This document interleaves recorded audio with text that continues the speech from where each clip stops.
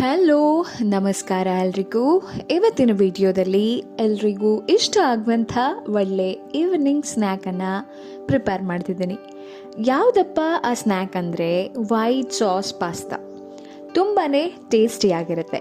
ವಿಡಿಯೋನ ಕಂಪ್ಲೀಟಾಗಿ ನೋಡಿ. ಹಾಗೆ ವಿಡಿಯೋ ಸ್ಟಾರ್ಟ್ ಮಾಡೋ ಮುಂಚೆ ಯಾರೆಲ್ಲ ನನ್ನ ಚಾನೆಲ್ನ ಇನ್ನೂವರೆಗೂ ಸಬ್ಸ್ಕ್ರೈಬ್ ಮಾಡಿಲ್ವೋ ದಯವಿಟ್ಟು ಮಾಡಿ ಅಂತ ಹೇಳ್ತಾ ಇವತ್ತಿನ ವಿಡಿಯೋನ ಶುರು ಮಾಡ್ತೀನಿ. ಪಾಸ್ತಾ ಮಾಡೋದಕ್ಕೆ ಈರುಳ್ಳಿ ಹಾಗೆ ಕ್ಯಾಪ್ಸಿಕಮನ್ನು ಈ ರೀತಿ ಕಟ್ ಮಾಡಿ ಇಟ್ಕೊಂಡಿದ್ದೀನಿ. ಹಾಗೆ ಕ್ಯಾರೆಟನ್ನು ತೆಳ್ಳಗೆ ಸ್ಲೈಸ್ ಮಾಡಿ ಕಟ್ ಮಾಡಿ ಇಟ್ಕೊಂಡಿದ್ದೀನಿ.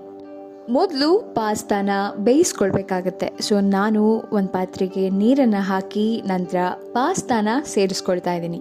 ನಾನಿಲ್ಲಿ 1 ಬೌಲ್ ಆಗುವಷ್ಟು ಪಾಸ್ತಾನ ಉಪಯೋಗಿಸ್ತಾ ಇದ್ದೀನಿ. ಸೊ ನೀವು ಬೇಕಿದ್ರೆ ಹೆಚ್ಚು ಕಡಿಮೆ ಹಾಕ್ಕೊಳ್ಬಹುದು. ನಂತರ ಸ್ವಲ್ಪ ಉಪ್ಪನ್ನು ಹಾಗೆ ಅಡುಗೆ ಎಣ್ಣೆಯನ್ನು ಸೇರಿಸಿ ಬೇಯಿಸ್ಕೊಳ್ಬೇಕಾಗತ್ತೆ. ನೋಡ್ತಿದ್ದೀರಲ್ವಾ, ಇಷ್ಟರ ಮಟ್ಟಿಗೆ ಬೇಯಿಸ್ಕೊಳ್ಬೇಕಾಗತ್ತೆ.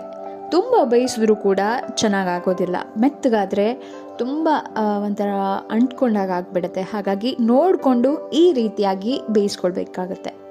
ನಂತರ ಒಂದು ಪಾತ್ರೆಗೆ ಬೆಣ್ಣೆಯನ್ನು ಹಾಕ್ಕೊಂಡು ಕಟ್ ಮಾಡ್ಕೊಂಡಂತಹ ಈರುಳ್ಳಿ, ಕ್ಯಾಪ್ಸಿಕಮ್ ಹಾಗೆ ಕ್ಯಾರೆಟನ್ನು ಹಾಕಿ ಸ್ವಲ್ಪ ಚಿಲ್ಲಿ ಫ್ಲೇಕ್ಸ್, ಉಪ್ಪನ್ನು ಸೇರಿಸಿ ಲೈಟಾಗಿ ಹುರ್ಕೊಳ್ಬೇಕಾಗತ್ತೆ. ಈ ರೀತಿಯಾಗಿ ಹುರ್ಕೊಳ್ಳೋದ್ರಿಂದ ಪಾಸ್ತಾಗೆ ಒಳ್ಳೆ ಫ್ಲೇವರ್ ಬರುತ್ತೆ. ಹಾಗಂತ ತುಂಬ ಕಪ್ಪಾಗೋವರೆಗೂ ಕೂಡ ಹುರ್ಕೊಳ್ಳೋ ಅವಶ್ಯಕತೆ ಇಲ್ಲ, ಹಾಗೆ ಹುರ್ಕೊಳ್ಬಾರ್ದು ಕೂಡ. ಲೈಟಾಗಿ ಹಸಿ ವಾಸನೆ ಹೋಗೋವರೆಗೂ ಫ್ರೈ ಮಾಡಿದ್ರೆ ಸಾಕಾಗತ್ತೆ. ಹಾಗೆ ಇನ್ನೊಂದು ಬೆಳ್ಳುಳ್ಳಿನ ಇದರೊಟ್ಟಿಗೆನೆ ಹಾಕೊಂಡು ಫ್ರೈ ಮಾಡ್ಕೊಳ್ಬೇಕಾಗಿತ್ತು. ಅಮ್ಮನ ಜೊತೆ ಮಾತಾಡ್ತಾ ಬೆಳ್ಳುಳ್ಳಿನ ಹಾಕೋದನ್ನೇ ಮರ್ತ್ಬಿಟ್ಟಿದ್ದೆ. ಹಾಗಾಗಿ ಬೆಳ್ಳುಳ್ಳಿನ ಚಿಕ್ಕದಾಗಿ ಕಟ್ ಮಾಡಿಕೊಂಡು ಫ್ರೈ ಮಾಡಿ ಸೇರಿಸಿದ್ದೀನಿ.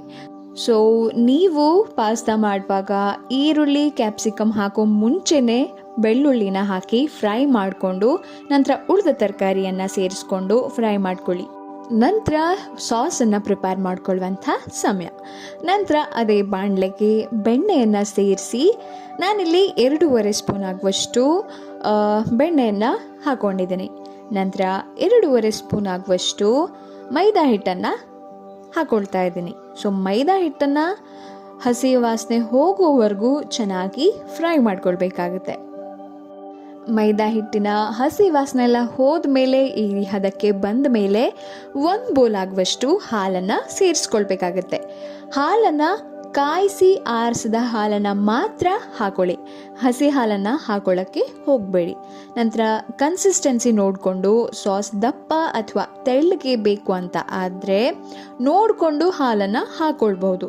ಹಾಲನ್ನು ಸೇರಿಸ್ಕೊಂಡು ನಂತರ ಗಂಟಿಲ್ಲದೆ ಇರೋ ಹಾಗೆ ಚೆನ್ನಾಗಿ ಮಿಕ್ಸ್ ಮಾಡಬೇಕಾಗತ್ತೆ.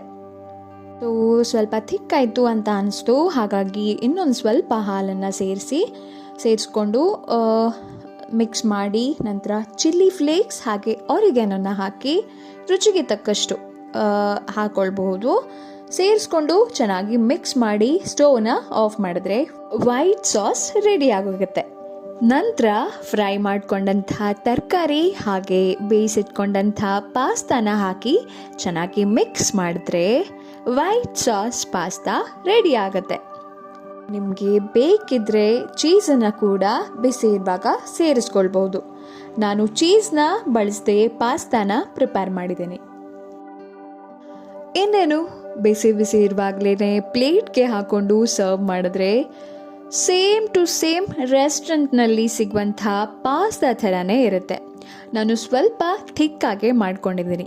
ಸೊ ನಿಮಗೆ ಬೇಕಿದ್ರೆ ನಾನು ಮುಂಚೆನೂ ಹೇಳಿದ್ದೀನಿ, ಹಾಲನ್ನು ನೋಡಿಕೊಂಡು ಸೇರಿಸ್ಕೊಳ್ಳಿ. ನಾನು ಮೇಲ್ಗಡೆ ಸ್ವಲ್ಪ ಆರಿಗ್ಯಾನೋ ಹಾಕಿ ಗಾರ್ನಿಷ್ ಮಾಡಿದ್ದೀನಿ.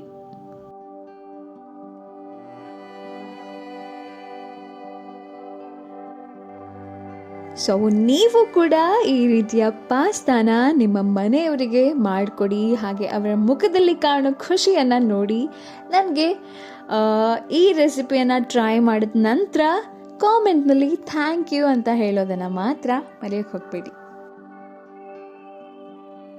ವಿಡಿಯೋ ಮಾಡ್ತಾ ನನ್ನ ಪಾಸ್ತಾ ತಣ್ಣಗಾಗೋಗಿತ್ತು. ಹಾಗಾಗಿ ಇನ್ನೊಮ್ಮೆ ಸ್ವಲ್ಪ ಹಾಲನ್ನು ಸೇರಿಸಿ ಸ್ವಲ್ಪ ಬಿಸಿ ಮಾಡಿಕೊಂಡು ತಿನ್ನೋದಕ್ಕೆ ರೆಡಿ ಮಾಡಿ ಇಟ್ಕೊಂಡಿದ್ದೀನಿ. ಇನ್ನೂ ಜಾಸ್ತಿ ವಿಡಿಯೋ ಮಾಡ್ತಾ ಇದ್ದರೆ ಮತ್ತೆ ತಣ್ಣಗಾಗತ್ತೆ, ಮತ್ತೆ ಬಿಸಿ ಮಾಡಬೇಕಾಗತ್ತೆ. ಹಾಗಾಗಿ ಇನ್ನೂ ಕಾಯುವಷ್ಟು ಪೇಷನ್ಸ್ ನನಗಿಲ್ಲ. ಸೊ ಎಸ್, ಇದಾಗಿತ್ತು ನನ್ನ ಇವತ್ತಿನ ವಿಡಿಯೋ. ಈ ರೆಸಿಪಿ ನಿಮಗೆ ಇಷ್ಟ ಆಗಿದ್ದರೆ ಲೈಕ್ ಮಾಡಿ, ಕಾಮೆಂಟ್ ಮಾಡಿ, ನಿಮ್ಮ ಫ್ರೆಂಡ್ಸ್ಗೆ ಹಾಗೆ ಫ್ಯಾಮಿಲಿ ಮೆಂಬರ್ಸ್ಗೆ ಶೇರ್ ಮಾಡಿ. ಹಾಗೆ ದಯವಿಟ್ಟು ಯಾರೆಲ್ಲ ನನ್ನ ಚಾನೆಲ್ನ ಇನ್ನೂವರೆಗೂ ಸಬ್ಸ್ಕ್ರೈಬ್ ಮಾಡಿಲ್ವೋ ಹಾಗೆ ಸಬ್ಸ್ಕ್ರೈಬ್ ಮಾಡದೆ ನೋಡ್ತಿದ್ದೀರೋ ದಯವಿಟ್ಟು ಸಬ್ಸ್ಕ್ರೈಬ್ ಮಾಡಿ ಅಂತ ಹೇಳ್ತಾ ಇನ್ನು ಮುಂದಿನ ವಿಡಿಯೋದಲ್ಲಿ ಸಿಗ್ತೀನಿ. Till then, take care.